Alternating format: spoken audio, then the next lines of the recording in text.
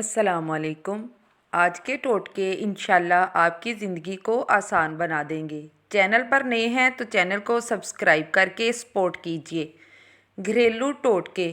پیاز کو فرائی کرنے سے پہلے اگر دودھ میں ڈبو لیا جائے تو پیاز اور خستہ ہو جاتا ہے۔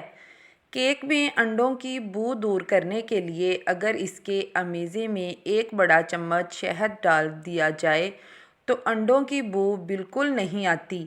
بھنڈیوں کو خستہ کرنے کے لیے پکاتے وقت اس میں چند قطرے لیموں کا رس یا پھر 1 چمچ دہی ڈال کر فرائی کریں تو بھنڈیاں بہت زیادہ خستہ ہو جاتی ہیں۔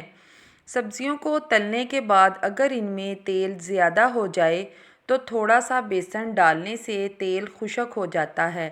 بیسن آپ نے سبزیوں کو تلتے وقت ڈالنا ہے۔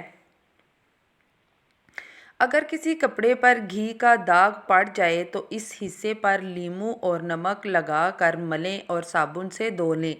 لیموں کو درمیان سے کاٹ کر 2 حصوں میں تقسیم کر لیں۔ ایک حصہ لیں اور اس پر نمک لگا کر کپڑے پر رگڑیں تو اس سے آپ کا کپڑا بالکل صاف ہو جائے گا۔ اگر چاندی کا سیٹ کالا پڑ جائے تو اس پر ٹوتھ پیسٹ لگا کر رگڑنے سے اس کا رنگ نکھر جائے گا۔ ٹوتھ پیسٹ پرانے ٹوتھ برش پر لگا کر چاندی کے سیٹ پر رگڑیں۔ لیموں پر نمک لگا کر اسے چکناہٹ والے برتن پر رگڑیں تو چکناہٹ دور ہو جاتی ہے۔ بسکٹ کو زیادہ عرصے تک کے لیے خستہ اور تازہ رکھنا ہو تو لوپیتین بیگ میں ڈال کر فریج میں رکھ دیں۔ کچا آم لے کر کاٹ لیں۔ اس کٹے ہوئے آم کو تھوڑے سے پانی میں ڈال کر ابال لیں۔ جب جوش آ جائے تو اس میں کٹے ہوئے کریلے ڈال دیں۔ کٹے ہوئے کریلوں کو گرم پانی میں 4-5 جوش آنے دیں۔ اس کے بعد کریلوں کو کسی برتن میں نکال لیں۔ اس طرح کرنے سے کریلوں کی کڑواہٹ بالکل ختم ہو جائے گی۔